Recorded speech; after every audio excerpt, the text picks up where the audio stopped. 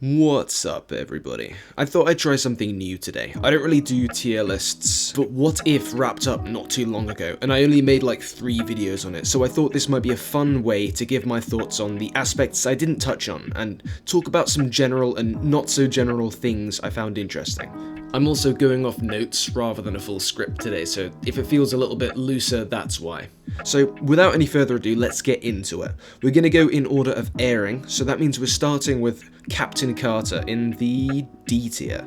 People have said something like this, which stays closer to the plot of the movies, was necessary to kick off the series, but I disagree. It's not representative and not original enough to be properly enjoyable in its own right. There are positives. Visually, it's got some great sequences. That's the thing it does set up, the new rules for what action and which feats are available now in this animated format. And speaking of making the transition from live action to animation, this is a very mixed bag acting-wise. We have some performances which work well, like Hayley Atwell's and Josh Keaton's, which is no surprise since he's a well-proven voice actor. But then we have the charmingly weird performance Sebastian Stan turns in, and the less said about Dominic Cooper's performance, the better. I mean, it's like he just forgot how to do his American accent. So, this is a serviceable opener, but not much more than that. We do get a pretty good character in Captain Carter though, so for her sake, it'll avoid the bottom tier, but I don't think we can put it any higher than D. Now for the T'Challa Star-Lord episode. This, I think, would have been the better opener. Not because it's one of my favourites, it isn't, but because it's like the opposite of Captain Carter in the scope of what its divergence point changes. The thing is though, I don't buy that T'Challa being adopted causes all of these changes. I mean, I can see some of them, like the different way Yondu and his Ravagers operate, but the completely different Thanos? You're telling me that if someone had just sat down with the Mad Titan and disagreed with his plan, he'd have stopped his galactic crusade and, like, chilled entirely out? Come on. This brings us to one of the problems I have with this series as a whole. It can't decide how serious it is. One week it's a dark, thrilling exploration of the disastrous butterfly effect of one little choice, in a setting which takes itself just as seriously as the mainline films, leveraging its new animated format to show the sorts of things we couldn't get in live action. But then the next week it's an excuse to throw together this character and that character with different looks and personalities, and just sort of have a bit of a lark with them. And the thing is, I'd be fine with either one of these shows. The serious show that fully commits to being a cohesive expansion of the world of the films, or the kind of goof-off fun time we see when Surtur starts flirting with the Statue of Liberty. But What If wants to be both. It wants to have its cake and eat it too. And this episode is one of the most intense examples of that end of the tonal inconsistency. This feels like you grabbed a bunch of different action figures and you couldn't quite figure out a convincing reason for them to be together. So you have to change them just a little bit too much to get it to fit in. Look, I'm rambling. This is why I tend to script most of my videos properly. But this one's a mishmash. The best part about it, and the thing elevating it above Captain Carter, is Chadwick Boseman's performance. And, you know, it's a good performance, but in another timeline where he's still with us, it definitely wouldn't hit so hard. So, is it to the episode's credit that the accidental poignancy adds so much? I don't know, but that raises this episode above D tier. Unfortunately though, it's kept from going any higher than C because of the bone-curdling cringe of Cha-Cha. Hey, Cha-Cha. Alright, now time for the What If the Avengers All Got Murked episode. I'll just come out and say it, this is my favourite episode of What If. It's the other side of the spectrum from Star-Lord T'Challa. It's a fairly grounded story, taking itself seriously, that exists in a parallel MCU created by one small change. And most importantly, the enjoyment here doesn't come from just seeing different versions of familiar characters interact. It comes from the story. It's a really compelling whodunit, with a fun plot twist, which, okay, was fairly obvious in retrospect, but kept me on the edge of my seat the first time I watched it. The performances are great here too. Sam Jackson's Fury and Tom Hiddleston's Loki are stellar as always, and I've got to give a special mention to Lake Bell's Black Widow, which I feel really nails the character, to the point where if Marvel ever, I don't know, bring some alternate timeline Natasha Romanoff into the films and Scarlett Johansson doesn't want to come back, I'd be more than happy seeing Belle on the big screen. Oh, and Michael Douglas's disturbed version of Hank Pym was really impressive too. This to me is What If fulfilling its potential, ducking and weaving through all corners of an almost familiar MCU, uniting characters in settings we'd never get to see now in the films. And while a common criticism of What If and this episode in particular is that it ends too early, I'm fine with this episode's cliffhanger, partly because we get a little bit of payoff in episode 9, but mostly because it's not the setting, the world that drives this episode, as in some other episodes, but the central gripping story.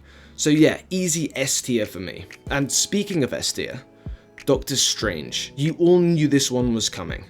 I think this is the episode that's generally considered to be What If's best, and while I prefer the previous one, this is top quality too.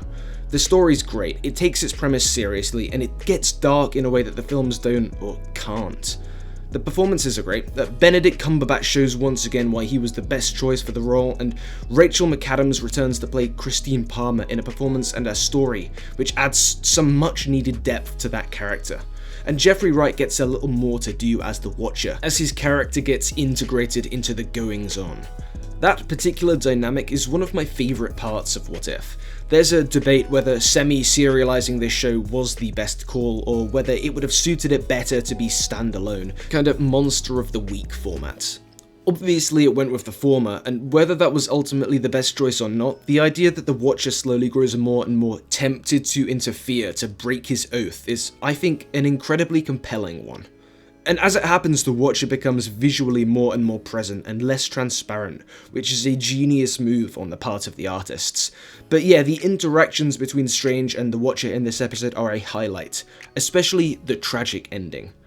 Speaking of visual choices though, I think this is also one of the best episodes in terms of seizing the potential for an animated MCU property. That sequence in which Strange is like drinking a monster smoothie or whatever, it looks stunning in its blend of 2D and 3D animation, and I do wish we got to see more of this sort of thing. But on the topic of monsters, let's get into zombies, and this is a tricky one.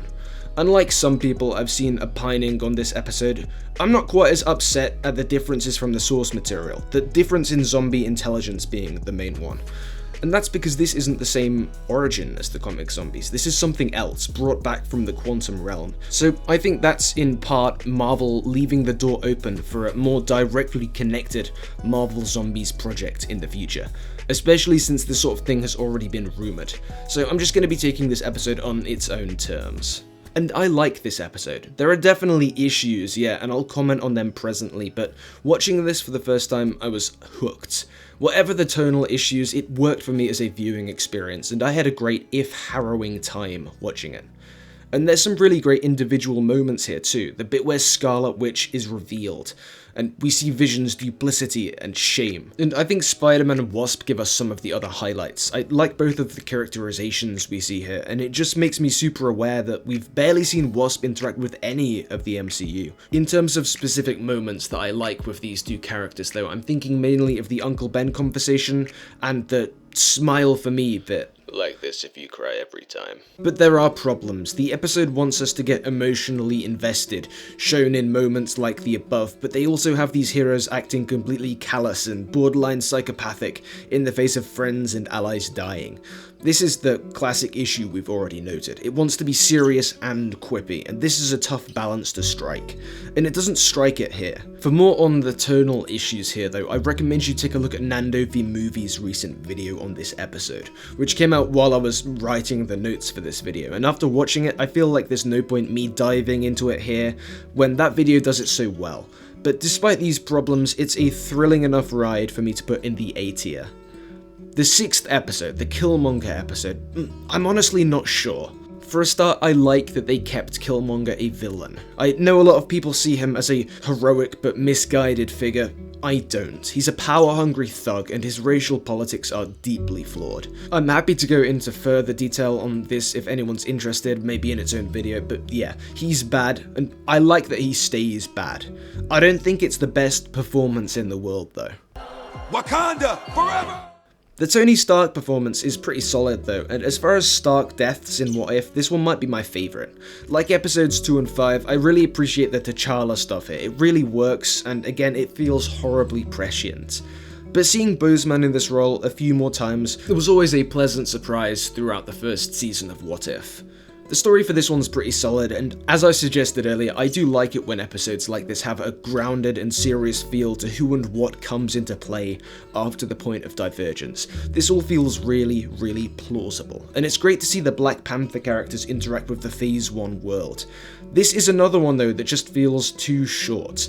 Like episode 5, it feels like it cuts off right at the start of the last act, and it's the most infuriating example yet of this problem. And as a result, some of the most interesting stuff in this timeline happens off screen between this one and episode 9. One of my favourite parts though is that the US military is treated with a little less worship than is normal for the MCU. Maybe it's a result of the animated format, maybe the writers have a little more leeway in what they can show, because it's not quite common knowledge, but Marvel Studios have actually worked with the US military on a number of projects, from Iron Man 1 to today. This is because the Pentagon lets studios use equipment and likenesses in exchange for control of the script. The economics of this make it a no-brainer for Marvel, and indeed most studios, and the result is pretty much any Western movie you see which features the US military is pretty much controlled to some extent by the army. And if that sounds a lot like propaganda with extra steps, that's because, well, it is. Like this if you cry every time. But you don't have to save money on military equipment if it's animated. So I couldn't find any information online about whether What If was involved with the Pentagon, but due to the medium, there's no financial incentive for them to be. And yeah, while the actions of the military we see in this episode aren't out-and-out imperialism, the military is trigger-happy and clearly overstepping, and to a point even bloodthirsty. So yeah, this isn't a perfect episode, but I like it, and it's maybe the most based Marvel has ever been. So B tier. And now episode 7, What If Thor Was an Only Child? And here's the thing, this one does a lot of the things that I've complained about already. The changes from MCU Prime aren't really believable given the point of divergence, and it's overwhelmingly goofy to the point where this is barely Thor.